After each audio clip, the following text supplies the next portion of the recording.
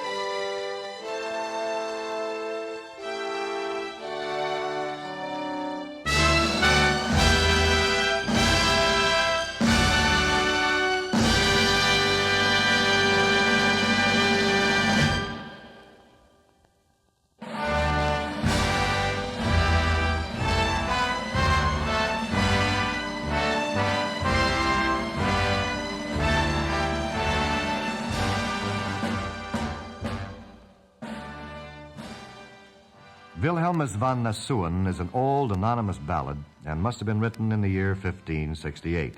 The song is an expression from William the Silent during one of the most crucial moments of his life. The prince's campaign to free his oppressed people from the Spanish forces had ended in dire disaster, and his cause seemed lost. It is the prince himself who speaks in the song. I, William of Nassau, am a free prince of Orange, and have always been a loyal subject to the King of Spain. It is not a song of victory, but rather one of resignation. In it, the prince bids farewell to his Dutch subjects and addresses words of comfort to them in their distress. The melody, which was current among the Huguenots of France in the 16th century, has the stately dignity of a church hymn. The song has 15 stanzas in all, the initial letters of which spell the name of its hero.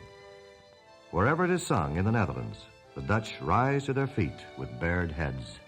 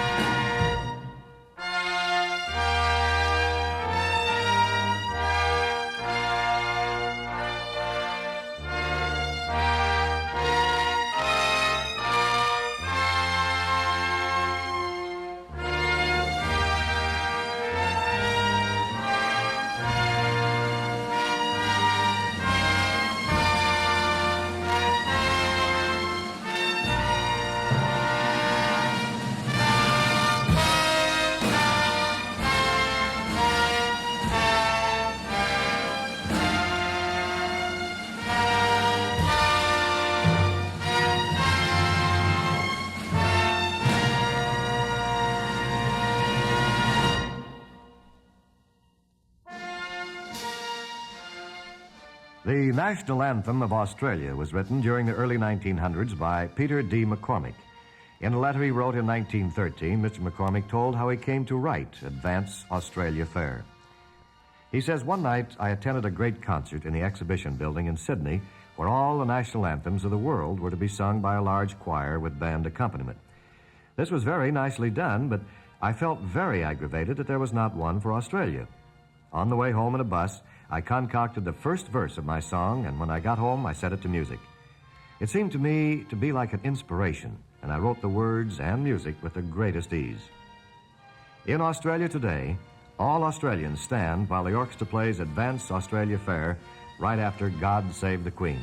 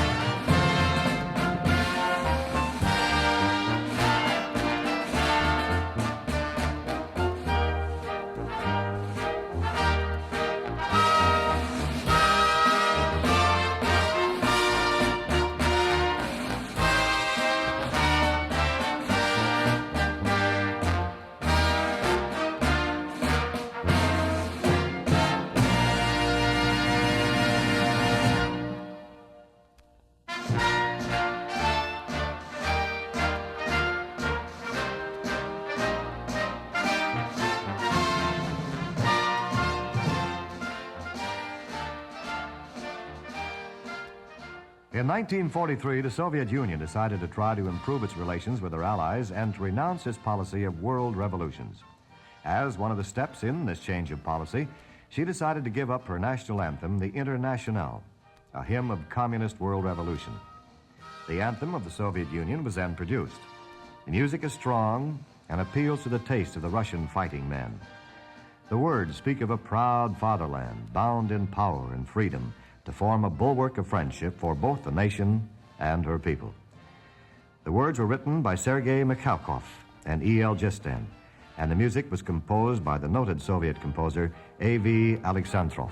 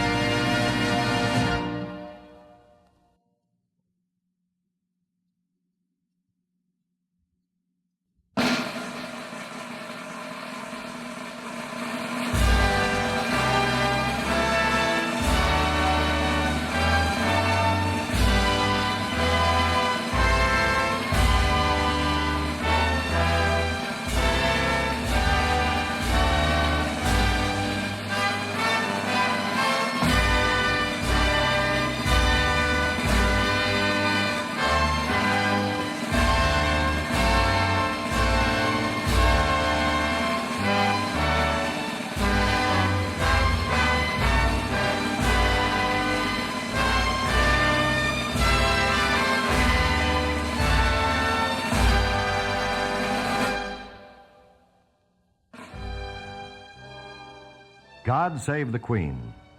Probably the most truly international melody of them all is God Save the Queen. We know it as America or My Country 'Tis of Thee. In Germany, it is called Heil der im Siegerkranz. The Danish adopted it as an anthem as early as 1790 with the long title, Song for the Danish Subject to be sung on his king's birthday. In Sweden, it is Bevar Gud var kung, which means God Save Our King. The melody is still used in Switzerland and was sung in parts of Russia for many years. There is some mystery about the authorship of God Save the King. The great musician Handel was credited with writing it, but his biographers deny this. Most scholars now believe that Henry Carey, who lived from 1685 to 1743, wrote the melody. There is great drama in the first public performance of the anthem. The year was 1745. And George II of the House of Hanover was king. George II was a German, and he knew English rather badly.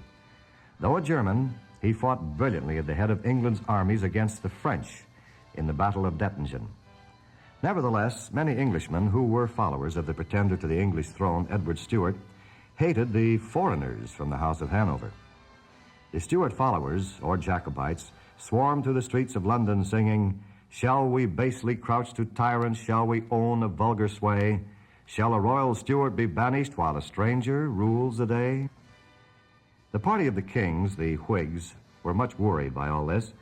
They began searching for a song, a prayer for the king, which could be sung to theater crowds in London. And they found what they were looking for in God Save the King.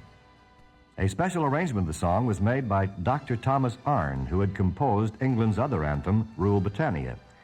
On the evening of September 28, 1745, at the end of a theater performance at the Drury Lane Theater in London, some carefully rehearsed men began singing softly, "God bless our noble king, God save great George, our king."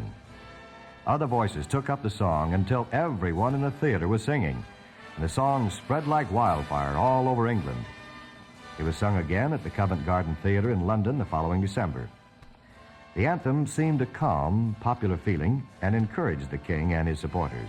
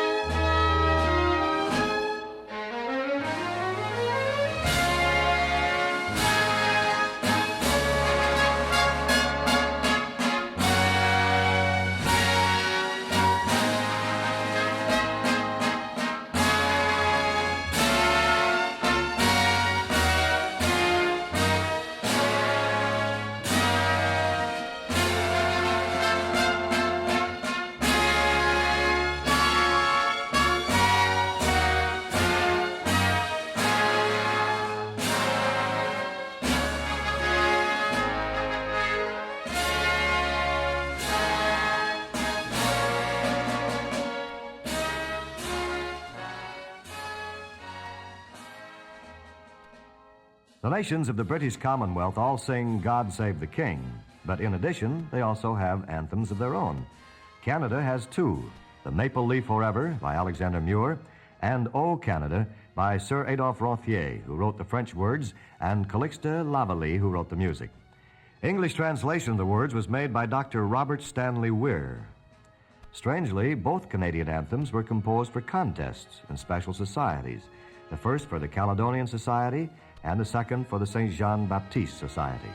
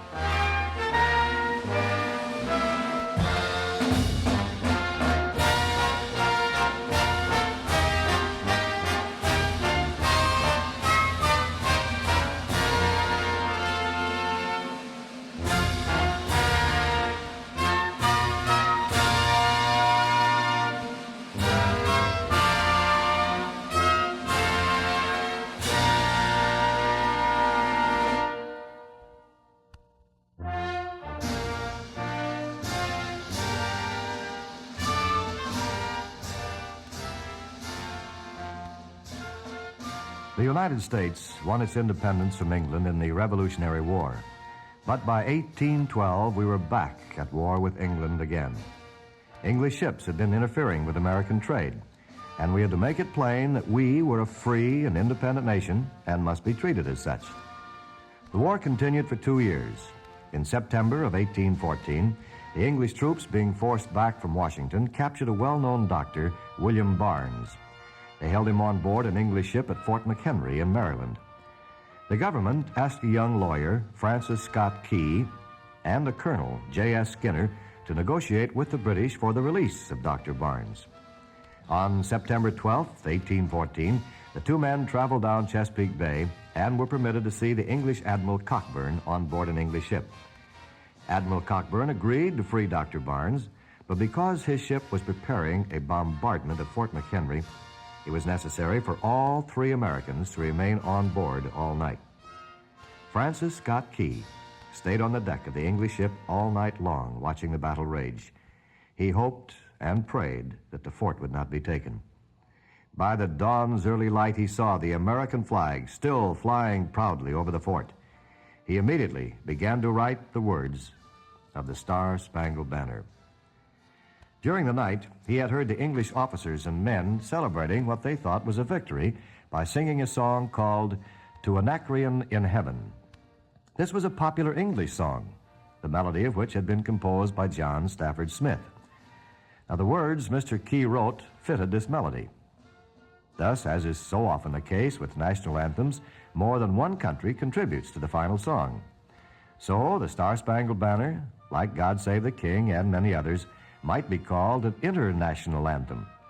It was over 100 years later, on March 3rd, 1931, that Congress officially made the Star-Spangled Banner our American national anthem.